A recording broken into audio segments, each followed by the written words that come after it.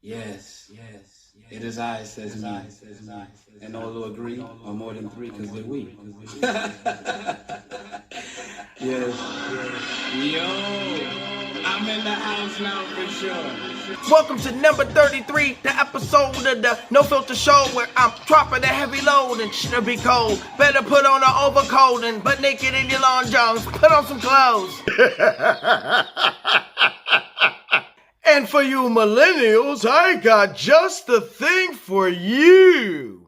Hey yo, too sophisticated to disrespect them. I hated, one of the greatest, debated, to write it and walk the pavement. Here he comes to save the day without the cape of a super Dave. Greetings and good evening, and welcome to episode 33 of the No Filter Show. Peace and blessings. Man, this beat got me ready to go back to my roots. I hope you got a pressing comb. Before we start, I would like to give a special shout out to Merc One and Dankery Harv. We just released a single called Crash, available on Bandcamp for free, no 99. It's an awesome track. You can check it out on YouTube, you can check it out on Bandcamp, you can check it out on IGTV, you can check it out on my band page under C Keys and Facebook. You can even check it out on Twitter. Chirp, chirp, chirp. Look it up under C Keys.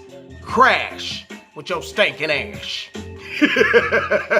On today's episode, we will be talking about the word originality. And what does that mean? And how does that correlate to individuality? Now, in today's reality, which has become a tragedy for the sake of salary, most people out here think originality is what's popular. People think that individuality is what other individuals are into in that moment. All throughout my life, traveling in different circles and environments, I always felt different. Weirdo, but in a good way. And it used to make me feel so down inside that I wasn't a part of this conglomerate that was put together by things that others have in common. But as I got older, I realized those things they had in common changed as quick as the day. Originality and authenticity is similar to morals. Despite what you could do to get ahead that could negatively impact your soul or your finances, you choose to do, that's right, yo stinking ass. See, back in the days, if you weren't authentic, you had about 5 minutes to get your ass out of the cipher. If you were reciting somebody else's lyrics, your stinking ass had about 2 minutes to get out the cipher. If you were considered a studio gangster or studio rapper, or you didn't write your own lyrics. But see, nowadays things are so convoluted that people will state things that are obviously wrong and try to create a justification. I'll give a couple examples. About a decade or so ago, at one of my jobs back when, I was talking with an OG that I looked up to that was older than me. Man appeared to have his stuff together. I was 24 maybe at the time. And we were having a discussion on coming up. And in the middle of that conversation, out of nowhere, this man says, I would happily sell my soul to the devil for the sake of my offspring being able to be successful, because it's just my soul. You do realize that when you do that, everything that you obtain from that is cursed. The lineage, the generation, cursed. But I'm not one to judge. If a person wants to do that with their life, more power to you. But you know how the saying goes. If he jumps off a bridge, are you gonna do the same thing? I wish you the best. Safe landing. Now, I kind of get where he was coming from, but it's in the immediate tangible that we're aiming for. Second example, pardon me, I had to get one of my DeJorme clothes. Shout out to DeJorme clothes. I want to kick your ass for this addiction. But anyways, second example, I was watching an interview, and in the interview, it was asked, can a person be considered the greatest of all time if they have a known ghostwriter? And the person's response, who was a lyricist, said, of course not. The person's response to that, of course not, was, Well, the person who wrote the song wouldn't have got the exposure that they gotten had that person not taken those lyrics to another level. So, isn't he considered the genius? Let's analyze that. Now, let's imagine this same scenario. There's a song that's already there.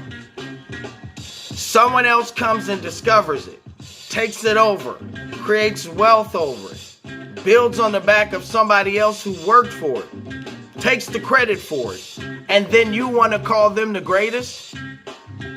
Wait a minute, this sounds like some Columbus shit.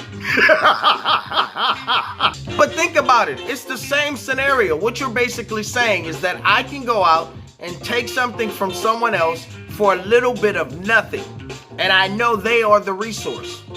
And then I take that resource, bring it to myself, claim it as my own, become popular from it, and it's mine to be called a genius. I guess our forefathers that couldn't get patents in their name because of their skin color, they're happy with the fact that the person of a different hue got credit for their invention. But that's how far we've come from originality. I remember I wanted to cry for Milli Vanilli when they found out them dudes was lip syncing. They ruined their career. Now you got cats out here like, yeah, his lyrics being wrote for him, but he's a great entertainer. Entertainers. There's a difference between the two, and I have a respect for an entertainer. Now, for those that want to compare to singers, although the lyrics are written for the singers, there's some harmonizing, some different tones and fluctuations that have to be there for that to be a complete song. You give me a reference from a singer, I'll fuck that song up, not in a good way. And if I add auto-tune to it, you're not going to call me the greatest singer of all time. You're not going to compare me to a Stevie Wonder. You're not going to compare me to a Otis Redding or Barry White. Get what I'm saying? Hip-hop is the only genre where we can bend the rules according to what the corporate machine's expectations are. Real rock, real heavy metal, true R&B, true dubstep, true drum and bass. The list goes on and on. I could plead my case. And some are so eager to chase the money that they embrace this. Instead of evolution evolving us into a new state of lyricism with beats, in a good way lyrically, we get this watered down bullshit. Now don't get me wrong, I'm not talking about the youngsters. I'm talking about our generation, how we have backpedaled so far. We want to hear good music that we can relate to as well. Oh, but I get it. You thinking you relate to that music from like 10 to 15-year-olds. It relates to you. And I'm not mad at it. But don't be mad at people like I, because there are a lot of us out there where individuality, moral code is number one.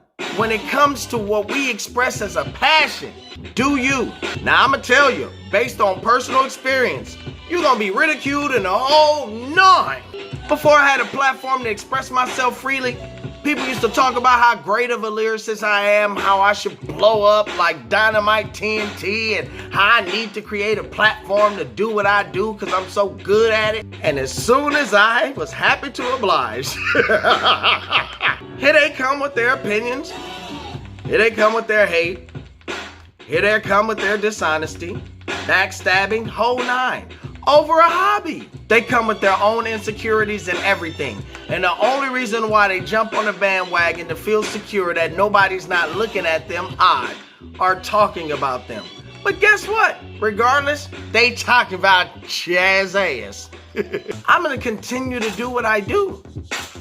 Because the category or lane that we as individuals who individualize travel in are priceless and timeless.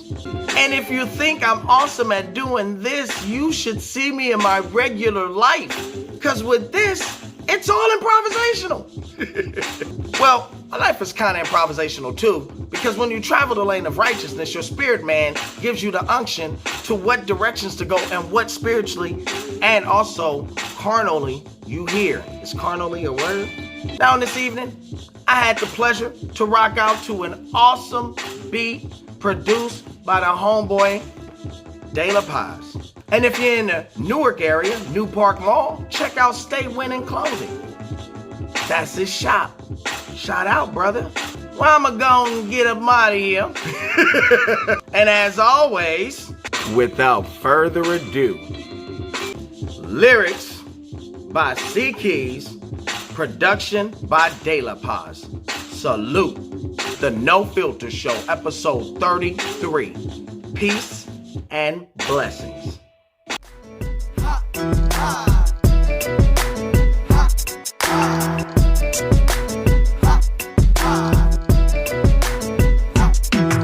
You're mad cause I'm relevant, you're not, you're irrelevant. I'm gargantuan elephant, your rapping speech impediment. Drop it on them heavy, they not knowing how to meddle with. When I rock and roll, I drop it on them heavy metal-ish. Speak the type of rhetoric, kettle corn your little miss. Now he can't believe it, have him steaming, see kettle spit. Whistler, twisting the lips, quick like Twizzler. Take her out the sizzler, gorilla in the mist with her.